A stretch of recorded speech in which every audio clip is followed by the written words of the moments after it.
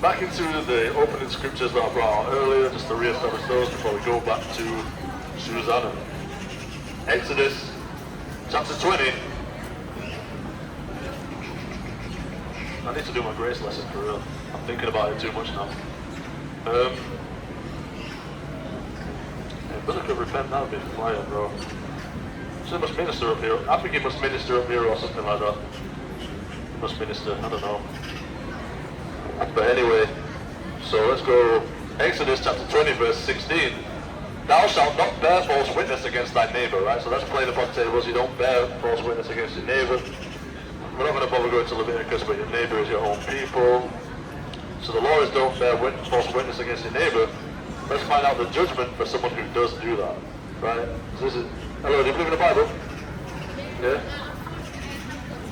You haven't got time, no? Well, let me just tell you, you're an Israelite according to the Bible, and you have to keep the commandments of God and the faith of Christ. You can read that in Revelation 14 and 12, right? Oh, yeah? Yeah. Have a blessed day. Remember, you're an Israelite, you got to keep the commandments. Right, Deuteronomy chapter 19, verse 16. Let's see. If a false witness rise up against any man to testify against him that which is wrong, then both the men between whom the controversy is shall stand before the Lord, before the priests and the judges which shall be in those days, and the judges shall make diligent inquisition, and behold, if the witness be a false witness, and have testified falsely against his brother, then shall ye do unto him as he hath thought to have done unto his brother. So shalt thou put away evil from among you. Right, so if there's a false witness who rises up against someone and tries to accuse them of something, let's say he accuses him of breaking the Sabbath day, that's a sin worthy of death. If he was to accuse him of that and the judges were to deem him guilty, he would be put to death. So the judgment for the false witness, if he gets found to be a false witness, is to receive the judgment that he wanted to have put onto his accused. So he wanted to accuse someone of breaking the Sabbath day, that's worthy of death. If you get found out to be a false witness, you will take that punishment, as in you will be put to death. If it was a sacrificial thing, where you tried to accuse them of something where they're going to have to give up some sheep or some oxen, you're going to have to give up that sheep or that oxen. You will take the punishment that you tried to afflict them with because you testified falsely, right? That's the judgment. I do want to get those Sirach chapter verses again, and then we're going to go straight to Susanna and knock this out. This is Sirach chapter 26 and verse 5. Sirach chapter 26 verse 5. There be three things that mine heart feareth, and for the fourth I was sore afraid, the slander of a city, the gathering together of an unruly multitude, and a false accusation. All these are worse than death. To have a whole city slander you, to have an unruly multitude compass you, where you're going to be in danger amongst these people, because of a false accusation, something you've been accused of falsely, that is worse than death. That is scary, right? You don't want to go through that. This dude's vaping and exercising. Vaping and exercising at the same time. What a dog. Anyway, that's a scary thing. That's worse than death, right? That's worse than death, to be accused falsely and the city slandering you and everyone's against you, no one believes you. Now you've got this unruly multitude compassing you. This is exactly what happened to Susanna in her righteousness, right? Let me get that one more, then we'll get to it. I want Sirach chapter 51.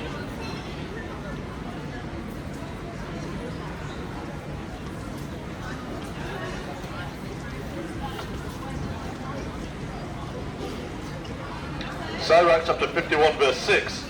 By an accusation to the king. Nah, don't even joke about that, bro. If you'd have paused that and I didn't notice, that's losing edification. Dick. Definitely not. That's not a pausing, bro. Give it a... Look, he can still have his teeth after that one. Anyway. Sirach chapter 51 verse 6. Damn, bro. If you'd have paused that, I'd have real life knocked his teeth out. I'm not even gonna lie. I'd have knocked his teeth straight down his throat, he'd be shitting teeth for a week. If I'd actually paused that and disrupted the work of the Lord. But you see how the Lord put that spirit on me and I just noticed it? All praise to the Most High. But you see the pride of these heathens too? The pride of these Edomites, man. That is so prideful to do something like that. But I can't even believe my eyes when he tried to be like, oh, yeah, that's just devil, man. Anyway, Sirach chapter 51, verse 6. By an accusation to the king from an unrighteous tongue, my soul drew near even unto death. My life was near to the hell beneath. Right? So because of a false accusation, you could die, bro. You can real life die because of a false accusation, right? Right? It says, they compass me on every side, right? That's that slander of the city. An unruly multitude because of this false accusation. It says, they compass me on every side, and there was no man to help me. I looked for the succor of men, but there was not. Men aren't going to help you in this situation. Like in the situation of Susanna, it was Daniel Allah, who came and saved Susanna, right? Because the Lord raised him up. That's why Daniel Allah means God is my judge, right? The Lord raised him up as a judge. He made diligent inquisition, right? He was a wise young man. Let's get history of Susanna, verse 1. There dwelt a man in Babylon called Joachim, and he took a wife whose name was Susanna, the daughter of Celsius, a very fair woman, and one that feared the Lord. Her parents also were righteous and taught their daughter according to the law of Moses. Hello, sister, you believe in the Bible? Believe in God? You got 2 minutes? See that, but we're shopping on the Sabbath day though, and we're probably calling ourselves Christians, right? Christian means to follow Christ, and we've got a big Primark bag on the Sabbath day. That's sad, right? Her parents also were righteous and taught their daughter according to the law of Moses. Now Joachim was a great rich man, and had a fair garden joining unto his house, and to him resorted the Jews because he was honorable more honorable than all others, right? So Joachim, he had this big house, a big garden, he was honorable, everyone came to him with matters, because he was honorable, because he kept the commandments, because he feared God. That's why he had this nice house, this nice garden. That's why people honored him, because he feared the Lord. It says the same year were appointed 2 of the ancients of the people to be judges, such as the Lord spoke of, that wickedness came from Babylon from ancient judges who seemed to govern the people. These kept much at Joachim's house, and all that had any suits in law came unto them. Right, so these 2 ancients, what's an ancient? It's an elder. These 2 elders were set up as judges, right? And anyone who had any suits in the law, any kind of testimonies, any kind of cases, they would go to these 2 elders with it, right, in Joachim's house. It says, now when the people departed away at noon, so everyone goes home at noon, it says, Susanna went into her husband's garden to walk, and the 2 elders saw her going in every day and walking, so that their lust was inflamed towards her. So they desired her so strongly, they had inflamed lust. These wicked thoughts that they should have kept in check, that they should have been rebuking, that it just inflamed, like meaning like if you inflame something, it means it becomes like an inflammation in your skin. When you have an inflammation, it becomes sore, it becomes great, it starts to flare up, right? Right? Or you might have an inflammation like if you throw petrol on a fire, it inflames, it flames up, right? It flares up. And that's what their lust was doing. It was inflaming, it was greatly increasing, right? And it was becoming problematic. Right? They weren't keeping it in check. So, and they perverted their own mind and turned away their eyes, that they might not look unto heaven, nor remember just judgments, right? So they didn't even want to look to heaven. They perverted their own minds, right? They tricked themselves, deceived themselves into thinking that what they were doing was okay, and they didn't remember judgment. Remember, these were judges. These were judges. They were supposed to remember judgment. Judgment was theirs to fulfill, to carry out, but they didn't want to remember righteous judgment, right? They perverted their own minds because they desired her that much. Their desire for Susanna, their lust after her, became so great that righteousness didn't even matter to them anymore, right? Their lust was so inflamed towards Susanna, they didn't even think about just righteous judgments, right? It says, and albeit they both were wounded with her love, yet durst not one shew another his grief, right? So they were both wounded with her love, meaning they were both crazy for her. They were both crazy about her. They both desired her greatly, but one didn't show the other, right? They didn't tell each other that that's what was going on, right? They were both feeling that same way, but they didn't tell each other how they were feeling about Susanna. It says, for they were ashamed to declare their lust, but they desired to have to do with her. So they were both ashamed to even tell each other that they were both lusting after her. They were both ashamed, because they knew it was wrong. They knew that Susanna had a husband. They knew that that would be adultery, and they were ashamed. They knew it was wickedness. They were judges, right? Judges judge matters in the law. They were familiar with the law. right? They had experience in the matter. They had probably judged adulterers before, right? They had probably stoned adulterers, put them to death. They knew the consequences. They knew how wrong it was. They knew these things. So they were ashamed to tell each other, hey, I'm kind of desiring Susanna. Hey, I'm thinking Susanna's looking kind of good today. They were ashamed to say that to each other because they knew that she had a husband and that would be adultery. They knew that that was wrong, right? It says, yet they watched diligently from day to day to see her. So they were making sure they were seeing her. They were, hey, I know she usually goes to this part of the garden at this time, so I'm kind of going to be over there. You know, I kind of know that, you know, this is the time that she goes for her walks. I know that she takes her baths at this time. I'm going to make sure I'm here at this time. And this, they were diligently making sure they could find, they were basically stalking her, man. They were stalking this woman. That's creepy. These creepy old men were stalking this woman. It says, and the one said to the other, let us now go home, for it is dinner time. So the other one said, hey, it's dinner time, bro. We've got to shoot. We've both got to get out of here. Let's both go home. Right? So when they were gone out, they departed the one from the other, and turning back again, they came to the same place, and after that they had asked one another the cause, they acknowledged their lust, then appointed they a time both together when they might find her alone. So they both said, hey, let's go home. They kind of, one said to the other, it's dinner time, we've got to get out of here.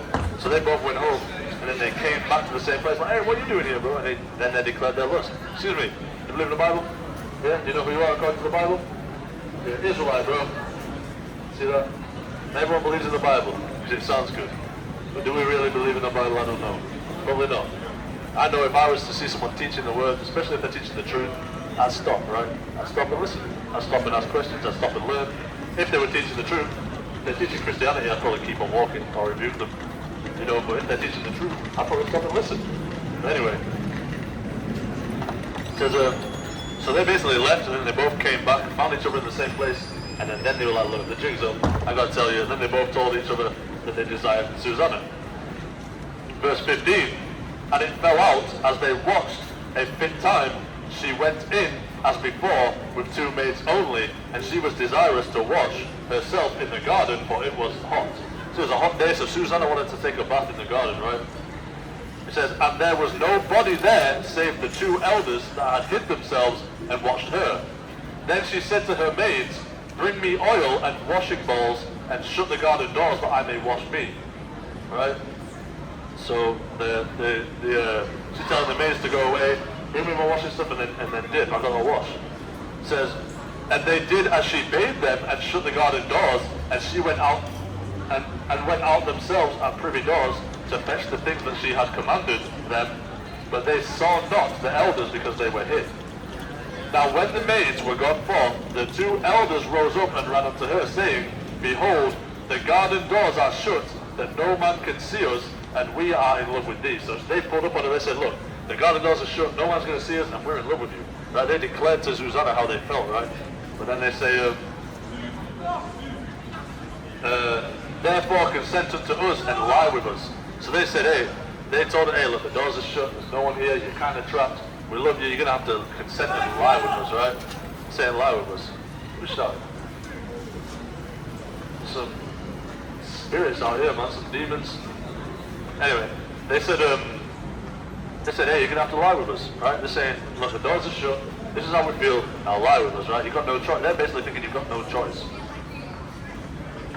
It says, if thou wilt not, we will bear witness against thee that a young man was with thee, and therefore thou didst send away thy maids from thee. So they're going to say, hey, look, and they're going to kind of tie the maids in with this. They're going to say, look, if you don't lie with us, we're going to tell people that you were sleeping with this young man, committing adultery with him, and that's the reason why you sent your maids away. And the maids are going to kind of be like, oh, that's the reason why she sent us away? You know, these two elders, these judges, these people who we trusted to judge matters of the law, they're telling us that that's what they saw. Well, we're going to trust them, so they're going to believe that Susanna sent the maids away so she could lie with this young man, right? To commit adultery. That's how they're threatening her. They're saying basically, lie with us or we're going to bear false witness against you and get you put to death. Because that's the judgment for adultery. Everyone knows that. Everyone at this time knew that, especially these judges, right? So it says, then Susanna sighed and said, I am straitened on every side, for if I do this thing, it is death unto me, and if I do it not, I cannot escape your hands, right? So she understands that, like, if she does it, it is death unto her because it's adultery, right? Because the Lord, the wages of sin is death. If she does it, the Lord is going to kill her, right? If she does it not, she can't escape from them, right? She can't escape from them. They're judges. They have these two witnesses, right? She knows that she's trapped on the other side. She either lies with them and then sins against the Lord, or she doesn't lie with them and then they falsely accuse her. So she's stuck now. She's in a bit of a situation. But watch what happens. It says, she says in verse 23, "It is better for me to fall into your hands and not do it than to sin in the sight of the Lord." You know how much people would not do that? She said it's better that she falls into their hands without sinning than to sin against the Lord to escape their hands, right? She's saying it's better that she doesn't lie with them and that they falsely accuse her, but she's not guilty of any sin, than sin to save her own life. You know how many people wouldn't do that? You know how much people would just lie with the men just to get it out there, especially the women of today. These women today, in these Western societies, they would definitely have no integrity. They would fall straight away to that. And straight away they would give in and lie with these men just to save their souls, right? That's what the women of today would do. Most of them, damn near all of them, right? So that's why Susanna was mighty. You know what I mean? Excuse me, do you believe in the Bible? Believe in God? Children of Israel, man, softish children. So, getting back to it, verse 24. With that, Susanna cried with a loud voice, and the two elders cried out against her. So she tried to cry out, and then the elders cried out against her, basically. So she tried to cry out for help, and then the elders were like, no, she's over here committing adultery, right? And the two elders cried out against her. Then ran the one and opened the garden door. So when the servants of the house heard the cry in the garden, they rushed in at a privy door to see what was done unto her.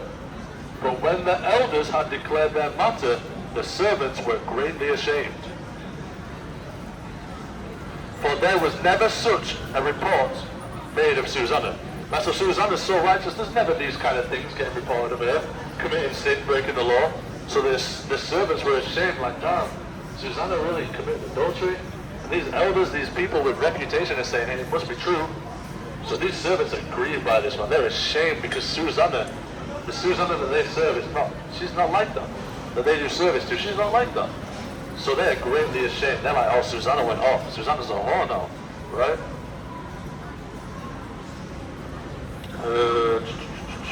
And it came to pass the next day when the people were assembled to her husband, Joachim, the two elders came also full of mischievous imagination against Susanna to put her to death, and said before the people, send for Susanna, the daughter of Celsius, Joachim's wife, and so they sent. So she came with her father and mother, her children, and all her kindred, so her whole family pulled up. It says, now Susanna was a very delicate woman and beauteous to behold. And these wicked men commanded to uncover her face, for she was covered, that they might be filled with her beauty. So these men are lusting after her, even at this trial. Therefore her friends and all that saw her wept. Then the two elders stood up in the midst of the people, and laid their hands upon her, and she weeping looked up toward heaven, for her heart trusted in the Lord. Now, there was actually a scripture that I missed out way earlier on, that I'm going to bring out now, and that is the judgment for adultery. Leviticus chapter 20, verse 10. Leviticus chapter 20, verse 10. And the man that committeth adultery with another man's wife, even he that committeth adultery with his neighbour's wife, the adulterer and the adulteress shall surely be put to death. So if you was to commit adultery, that's a sin worthy of death, right? Now we already understand this through the lesson so far, but just to make it clear for this last, just to prove it, that that's the case here. That's why they're trying to put Susanna to death, because they believe she committed adultery, right? It says, history of Susanna, verse 34. Then the two elders stood up in the midst of the people and laid their hands upon her head, and she weeping looked up toward heaven, for her heart trusted in the Lord. Let me bring out that one again in Sirach. Right? Because this is where all these precepts are coming back together. Let's get Sirach chapter 2 verse 10. The book of Sirach chapter 2 verse 10. Look at the generations of old and see, did ever any trust in the Lord? So what she do? her heart trusted in the Lord. It says, did ever any trust in the Lord and was confounded, or did any abide in his fear and was forsaken? So she abided in his fear. She chose not to commit adultery and rather to take this false accusation. She was abiding in his fear, because fear in the Lord is keeping the commandments. So she chose to keep the commandments instead of saving her life, right? So she abided in his fear, and she was not forsaken, right? It says, or whom did he ever despise that called upon him, right? So let's get back to it. History of Susanna, verse 35 again. And she weeping looked up toward heaven, for her heart trusted in the Lord. And the elders said, as we walked in the garden alone, this woman came in with two maids and shut the garden doors and sent the maids away. Right, so this is them coming up now with that false accusation, right? Coming up with that false accusation. This is that moment, right? So it says, and the elders said, as we walked in the garden alone, this woman came with two maids and shut the garden doors and sent the maids away. Then a young man who there was hid came unto her and lay with her. So they're saying that a young man who was already hiding in the garden came and laid with her. This is their false accusation of Susanna. Now some folly coming through.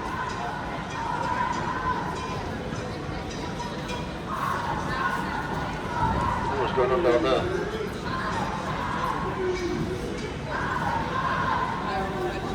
You're going to show up on this street, or? I don't know. Then, that's so distracting. I'm trying to figure out what it is though. Can't see nothing yet. Is it like a march or something? Yeah? Is it coming this way? Go that way, yeah? Cool, cool. You believe in the Bible, sister? You believe in the Bible? You believe in the Bible? You're an Israelite according to the Bible, you know. You've got to keep the commandments and the faith of Christ. See, she ain't going to stop, but hey, if it's going that way, then that's cool. I won't worry about all that.